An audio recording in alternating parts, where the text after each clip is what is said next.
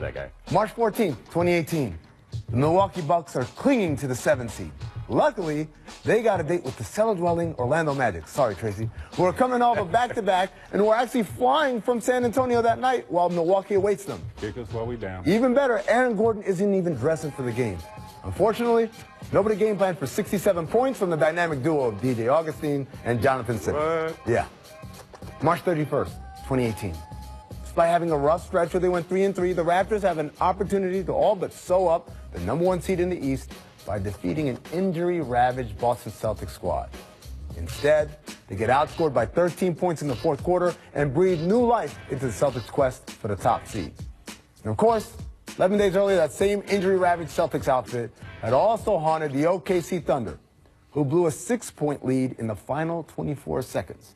OKC was within sight of the 3 seed at the time, but today, after a heartbreaking loss to Golden State last night, they sit 6th, a game and a half ahead of those similarly desperate haunted Nuggets. So here we are. We're in a situation where the Thunder might miss the playoffs. I'm not saying that they will, but they might. The question I asked both of you guys, let's start with you, Tracy. Did they squander the Paul George experiment here? I think they will squander it if they don't make the playoffs. Or if they're first round, make playoffs first round and out. Right. But it's for me, it's a tough situation because you're talking about adding to what Russ, did last year, and these two guys coming from teams where they were the man. It's tough to make that adjustment, man, and they just quite haven't figured it out. Now, I think Melo has figured out what he needs to do in terms of his sacrifice for the team. Paul George is still he's not there.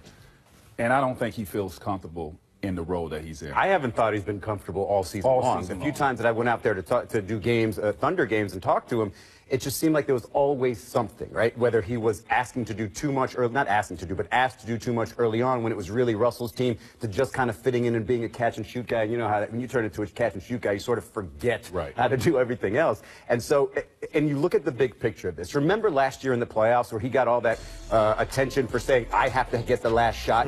He wants to be the guy. And so you get into this situation where you're supposed to sort of fit in and not be a troublemaker in this new big three, but you also have to be yourself, and he has yet to find that balance. It seems like he's sort of conceding to the idea that, okay, look, even in clutch situations, I'm going to be the third option. That's the last thing that I want, so I'm just going to sort of play this out and see what happens. He's not being aggressive, and he's not really finding his role at the same time. It's just not good. I don't think he's comfortable, and I don't think he likes this role, so yes, I think it's jeopardizing his future with this. Right. So how much success do you guys feel they need to have in order for him to feel better about this year or his role? I mean, at least compete for the Western Conference Championship. Oh, wow. Yeah, at least compete for it. They have the talent, dude. I mean, you're talking about 3 powerhouses over there. They don't have the chemistry. It's just not there. You know, the tough thing, Mac, is it's not just, I mean, they're going to make the playoffs. I don't feel like they're the ones that are going to be left out. But the problem is, if you make it as a 7 or an 8, you're either going to see Houston or Golden State. That's not setting you up for success. So, you know, you could say, hey, we lost to the eventual champions, but you were the first one. To me, he has to be in the same position that has to at least reach the same position that KD was before he left OKC. You've got to get to the conference championship, and then you say, okay, if we lose to the eventual champion, good, but we upset a great team on the way. We can still be really good. Maybe we can figure things out the second year the same way like LeBron and Dwayne did their second year and won a championship, and that could convince him to stay. But right now, it just seems like the role that he is playing is not consistent with what he wants. I mean, he's got this sort of rising scale of goals, starting back from when he won Most Improved Player to being a playoff performer to being a team leader. Now it feels like, wait, what's that next step when you're number 2 or number 3 on another team that's not going to win a championship? I think he's not great fit right now, not fitting comfortably right now. Well, and, you know, it's not just that. It's also the shooting slump he's been going through. He can't hit the broadside of a barn, it feels like. And he actually addressed the media last night about that slump. Got to figure out something mechanical in my shot. That's you know, I've had struggles throughout the season in my career of shooting it, but it's all just been, you know, not making shots that night. I don't know what it is. It's just, it feels funny. Shooting ball feels funny. This is not mechanical. Yeah, we see here that George is under 30% from three-point range since the All-Star break. Mac, you're a shooter. Is this slump something or nothing? Well, the slump is something. I mean, we're talking about 4 or 5 games left before, playoff season start. Yeah. You don't want to have this type of slump, late in the season.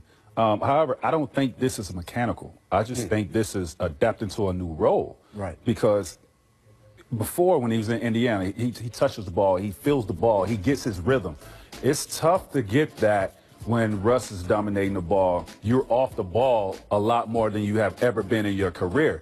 The same situation with Chris Bosh going to play with LeBron James. It's tough to figure out. Kevin Love went through that. When you go play with another superstar that dominates the ball, your role changes, and he just hasn't adapted to that all season long. The reason I wonder if it is mechanical is because he was shooting 43% from 3 before the All-Star break, and so maybe it's something that the wear and tear of the season, but for him to acknowledge that it's something mechanical, I don't know if that's good or bad. It could be he's just avoiding the fact that it's in his head, or it could be something significant where he's just like, man, I've got to fix this before the playoffs start. Either way, I think it's something of a problem. It's weird because all shooters go through slumps, right? It happens to everybody. Sure. So, I mean, Tracy, I don't know if you remember Klay Thompson a couple years ago. He started the year shooting like 32% from 3, but I've never heard a shooter doubt himself that, right? That feels weird.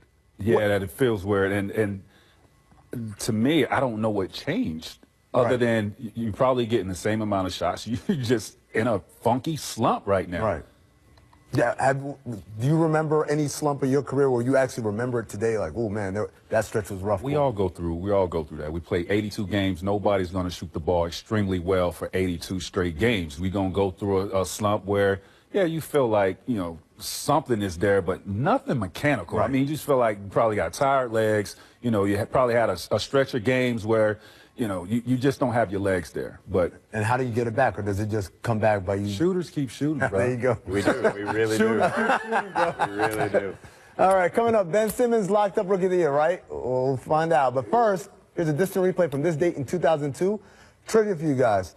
I was at this game. I was working at this game. I am the distant replay. Not me. Shout out to Sharif. Yep. Sharif to Navi. Navi Muhammad. I would have been in that, not that tunnel, the tunnel on the opposite end. Boy, sure is thick in that arena. Yeah, boy. That was kind of a look. That wasn't really a no look.